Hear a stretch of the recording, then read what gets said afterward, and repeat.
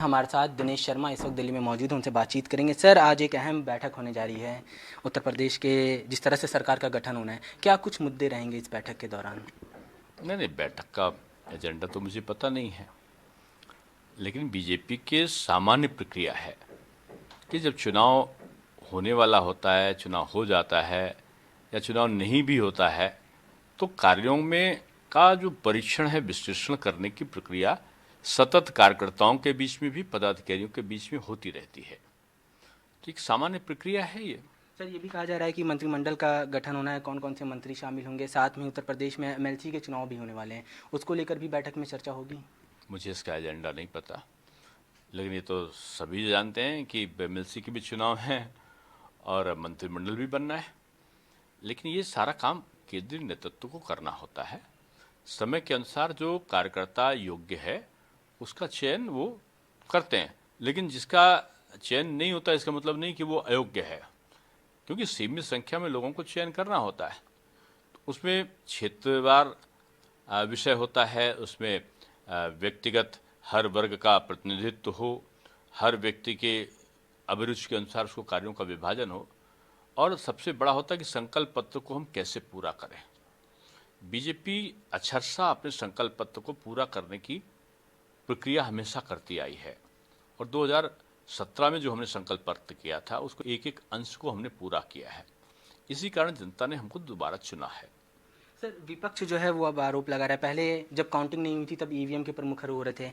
अभी अखिलेश यादव की तरफ से एक ट्वीट किया गया और कहा गया कि 300 से ज़्यादा बैलेट के जरिए हमें जीत मिली है, बैलेट की जब काउंटिंग हुई है, लेकिन ईवीएम में हम हार गए।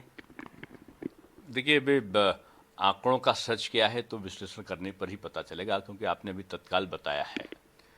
लेकिन एक जनता का सच यही है कि भारतीय जनता पार्टी का मत प्रतिशत बढ़ा है। सीटें हमारी इन सब से कहीं बहुत ज़्यादा अधिक हैं, और सत्ता में बीजेपी ने प्रचंड बहुमत प्राप्त किया है। ये यथार्थ है और यही सच है। इस सच को स्वीकार करने की आदत विपक्ष को डालनी चाहिए।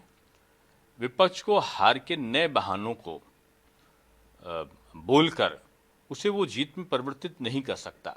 जीत में परिवर्तित करने का अधिकार जनता को है, और जनता के प्रति जवाबदेहिता का भाव के साथ बीजेपी चुनाव के मैदान में आई थी और बीजेपी जीती है। यही आज का सच है। सर, कांग्रेस से जुड़ा हुआ एक सवाल है। कांग्रेस ने कल, सोनिया गांधी ने सभी जो 5 राज्यों में चुनाव हुए थे वहाँ के प्रदेश अध्यक्षों से अपना इस्तीफा मांग लिया है। एक तरफ प्रदेश अध्यक्षों के ऊपर गाज गिर रही है, दूसरी तरफ G23 जो है वो एक्टिव हो गया है, लगातार आरोप लगाया जा रहा है आला कमान के ऊपर। और बचाव में उत्तर प्रदेश के जो चुनाव प्रभारी थे भूपेश बघेल, वो कह रहे हैं कि कांग्रेस घर है, घर घर में कांग्रेस है, सिर्फ G23 जो है वो डिनर तक रह गया है। घर के अंदर तो हो सकता हो, वो बाहर नहीं निकल पाया। 403 सीटों में, अगर मैं सही हूँ, हो सकता आंकड़ा गलत भी हो, 387 सीटों पर कांग्रेस की जमानत जब्त हुई है। और मैं समझता हूँ उत्तर प्रदेश में एक इतिहास में कांग्रेस ने आज सबसे बड़ा रिकॉर्ड हार का बनाया है। अब ये उनके लिए अच्छा है कि खराब है, ये तो वो विश्लेषण करेंगे। बीजेपी अपनी पार्टी संगठन को आगे कैसे ले जाए और कैसे मजबूत करे, इसके लिए एक निश्चित प्रक्रिया के अंतर्गत हम काम करते रहते हैं, और समय समय पर जो बैठकें हैं, हम अपनी जीत का भी मंथन करते हैं, अपनी कमी का भी मंथन करते हैं। जीतने के बाद भी जहां पर कमी है उसका कारण भी हम ढूंढते हैं, हम उसका बहाना नहीं बताते। हमारा आधार ये नहीं कि हम क्यों जीत गए और क्यों नहीं जीत पाए कुछ जगहों पर, हमारा यह है कि हमें और बेहतर काम कैसे करना चाहिए, इस पर चिंतन हमारा जोर ज़्यादा रहता है। सर, एक आखिरी सवाल है। अगर उत्तर प्रदेश में योगी वन की बात करें तो 2 चेहरे सबसे ज़्यादा चर्चा में रहते थे, डिप्टी सीएम केशव प्रसाद मौर्य और दिनेश शर्मा। इस बार आपकी क्या भूमिका होगी जब सरकार का गठन होगा तो? देखिए, मैं समझता हूँ कि बीजेपी का सबसे बड़ा सौभाग्य एक ही है कि माननीय मोदी जी का सबल मार्गदर्शन, निर्देशन, और योगी जी ऐसा सबल नेतृत्व करता उत्तर प्रदेश में। बाकी सारे लोग कार्यकर्ता हैं जो पूरी पुरजोर से एक संगठन शक्ति के आधार पर एक दूसरे का पूरक बनकर काम करते हैं, और जिनको जो जिम्मेदारी मिलती है कार्यकर्ता उस जिम्मेदारी का निर्वहन करता है। बीजेपी कैडर बेस्ड पार्टी है।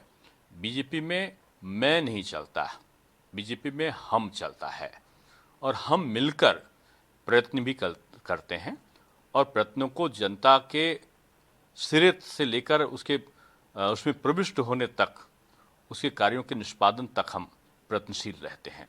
सर, इसी से जुड़ा हुआ एक सवाल है। केशव प्रसाद मौर्य जो हैं चुनाव हार गए, विपक्ष आरोप लगा रहा है कि डिप्टी सीएम चुनाव हार गए, कई मंत्री चुनाव हार गए, तो बीजेपी जीती कहाँ? इसको दूसरे शब्दों में देखिए, ये बीजेपी का कार्यकर्ता ही कर सकता है।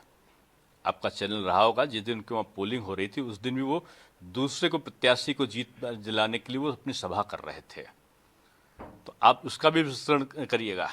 और जो विपक्ष के बड़े नेता जो चुनाव के मैदान में अपना परंपरागत सीट को छोड़कर दूसरी जगहों पर जो लड़ने जा रहे थे, उनसे पूछिए वो अपना चुनाव क्षेत्र का मैदान छोड़कर कहीं जा नहीं रहे थे।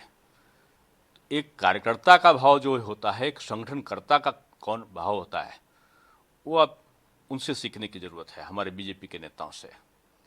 बीजेपी का नेता पार्टी की जीत में अपनी जीत देखता है, उसकी अपनी व्यक्तिगत ना हार होती है ना व्यक्तिगत उसकी जीत होती है।